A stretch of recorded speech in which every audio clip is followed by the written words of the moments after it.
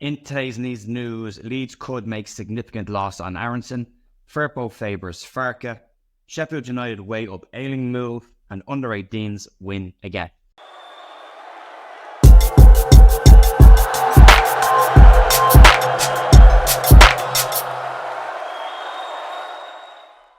Morning folks, Jerry here, Monday morning with your Leeds United news. Hope you had a lovely weekend, match day for Leeds as we go into a must-win game at this point of the season against Middlesbrough. 3 games to go, a decent weekend by all accounts for Leeds, but they will want to get 3 points on the board tonight against Middlesbrough and stop their current unbeaten run, and there is some stuff to talk about in relation to Middlesbrough as well. We'll crack on, we'll get into this. It's going to be pretty light. I'm off time zone, so I will miss some things as this week goes on, but I'll try and pick them up the opposite day to you guys. So we'll start off with news around Brenden Aaronson, and again, as I keep saying over the last couple of weeks, as we get closer to the end of the season, the future of the loan players is going to keep popping up. We've seen Jack Harrison mentioned this week with a permanent move away from the club, not linking to who just yet, and it's unlikely it's going to be Everton given the form that he has there at the moment. But one player that could be on the move on a permanent basis, but Leeds could be making a significant loss on, is Brenden Aaronson. According to the Yorkshire Evening Post, Leeds United are set to make a significant loss on the US international Brenden Aaronson, whose loan spell at Union Berlin is set to come to an end pretty soon. Leeds spent £25 million on Aaronson 2 years ago from RB Salzburg, and in that time frame, Aaronson has, in the Bundesliga and in the Premier League, has struggled to adapt to the physical nature of both leagues, having a poor season for Leeds United last year and struggling in and out of the Union Berlin side this year. The YEP states that at this stage it is increasingly unlikely that Union Berlin will be interested in offering Aaronson a permanent move to the club. The 23-year-old is keen to stay at Berlin and has talked about how happy he is at the club and how well the club treat him and his family. However, due to the minutes and lack of impact the player has made this season at Berlin, and given their struggles in the Bundesliga this year, it is likely that they will look elsewhere for targets in the summer. The report goes on to say that Leeds could be looking at accepting a transfer fee for the player this summer of anything of in and around £10 million, would be a £15 million on the initial fee that Leeds paid to bring the player in. As I said, Aaronson wants to stay at the club, but Union Berlin president recently made comments about Aaronson, and again, something Leeds fans will be used to listening to, commented on the player's inability to adjust to the physical nature of the division. Aaronson himself has talked about this, saying that he doesn't see that as an issue for him. The kind of player he is, he forces fouls. I think Leeds fans would argue that it's not the forcing of the fouls that are the issue with Brenden Aaronson. Sometimes it's the going to ground far too easily. That is the problem with Brenden Aaronson. And Berlin fans are seeing the same. 2 goals, no assists for Aaronson so far this season at Berlin is an underwhelming loan spell. A player who would likely want to move away from the Leeds, and Leeds now looking increasingly likely at accepting a serious loss on the player. And given the recent financial results for Leeds, they will want to recoup money elsewhere to try and balance out this loss from an FFP or a profit and sustainability standpoint. It's not been a great time for Brenden Aaronson. Everyone knows my thoughts on Aaronson at this stage. I think there is a good player in there. I wish he'd listened to the criticism he's getting from owners and managers and bulk up just a little bit. Not a lot, just a little bit, or get his core strength in the position where he can hold off players, because there is no doubt he's a skillful footballer. But when he's on the ground as often as he is, it's very hard to make an impact. He's really not made a massive impact. For me, his best position at Leeds was wide on the right in the first game against Crystal Palace away from home last season, when I thought he had a fantastic first half on the right wing. Leeds put him back into number 10 position in the second half, and he vanished out of the game, as he did in quite a lot of games last season. So, yeah, the end is near for Brenden Aaronson. I don't see him come back to Leeds United or Daniel Farke welcoming him or any other loan player back to the club in the summer. So keep up to date on any more information on that one. There's bound to be more stuff that comes out around Aaronson and the other loan players over the next couple of weeks. Moving on, talking to a player who's really turned his career at Leeds United around, to the surprise of quite a lot of people, and that's Junior Firpo. He's been talking to the Leeds United official podcast recently and talking up the ability of manager Daniel Farke and how happy he is to play for the German manager.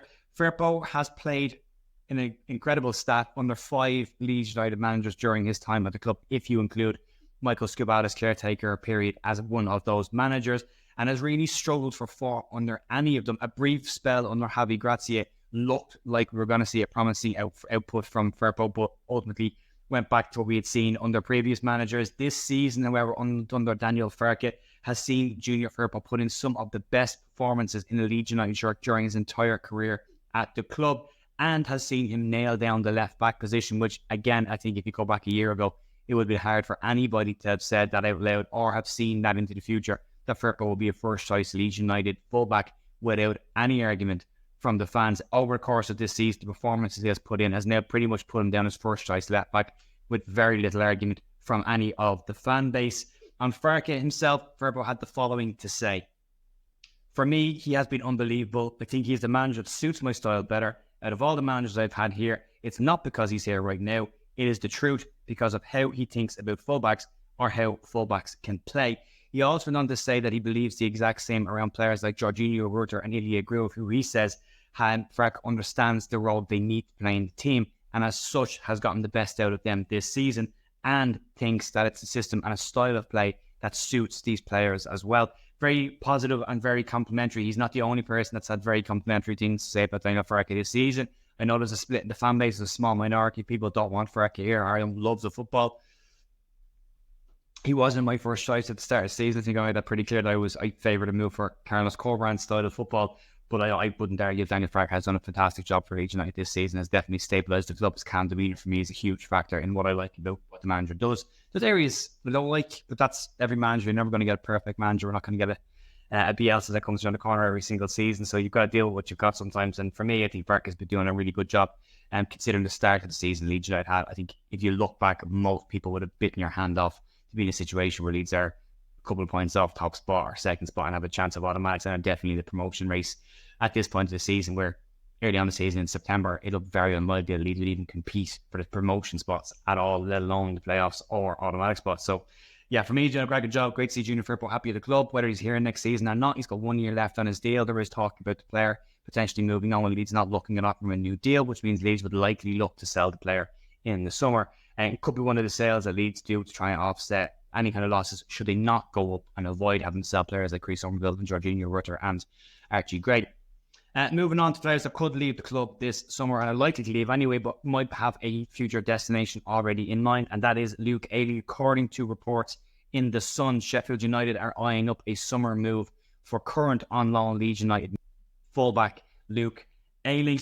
Ayling is on loan at Middlesbrough till the end of this season, at which point his contract at Leeds expires and will be a free agent. And report claims that Chris Wilder is keen on bringing the 32-year-old to Bramall Lane. It is looking increasingly likely that Sheffield United will return to the Championship, and Wilder would like to add some experience to his squad heading into that season. Since December, Luke Ayling is one of the highest, if not the highest, assist rates in the Championship, and has been a key part in Middlesbrough's current unbeaten run, a run that Leeds will want to stop tonight. Ayling obviously tied and can't play in that game against his parent club, same with Sam Greenwood. But Middlesbrough themselves could also be seen as a club that will offer Ayling a deal in the summer. However, it's not clear about that situation just now. Michael Carrick has commented on the player. He has been impressed with what he has offered the club this season since he's come in, but has said that at this point in the season, it's impossible to offer anything to the players right now. They are prepping for next season, but they're not in a position to offer new deals for any players right now. It doesn't go on to say if that's because of the current finances, if there's ties there, if they've got to watch what they're doing in terms of finances and spending. But at this moment, he talked about Sam Greenwood, Luke Ayling, and a couple of other players, and said at this point of the season, they can't talk about new contracts and new deals. They will need to wait until the season is over. That could give Sheffield United the opportunity to nip in and get Luke Ayling from them. He has been very, very good for Middlesbrough this season. He's been linked up very well with Latty Latta up front for Middlesbrough, a combination that luckily for Leeds fans we won't see materialise tonight, as I said, Ayling is tied and can't play in that game against his parent club, so might actually benefit Leeds a little bit. And then moving on finally to the final story of the day, the under-18s continue their fine form by winning again at the weekend. 2 goals from Devin Brocky, 1 from Josh McDonald and another from Harvey Vincent gave Leeds United a 4-2 away win to Blackburn Rovers after going behind in that game. A fantastic comeback from that side as they continue to impress this season, with the FA Cup final against Manchester City on their rising. Ticket details for that, by the way, are on leedsunited.com. You can check that out if you want to. That's going to be for me today, folks. As I said, over the match day match preview over the weekend. This week will be hit and miss for me. There'll be gaps in content, but I will try and get something out every evening if I can. There's a couple of evenings where there's stuff organised at work that I won't be able to get to. So when I do get a chance this week, I will try and make sure I sit down and get some content out for everybody. So massive thanks for sticking with me and putting up with this week. Back to normal next week. Have a cracking rest of your day. Fingers crossed for 3 points tonight. And I will see you hopefully tomorrow for more Leeds news. Have a great day. Talk to you then.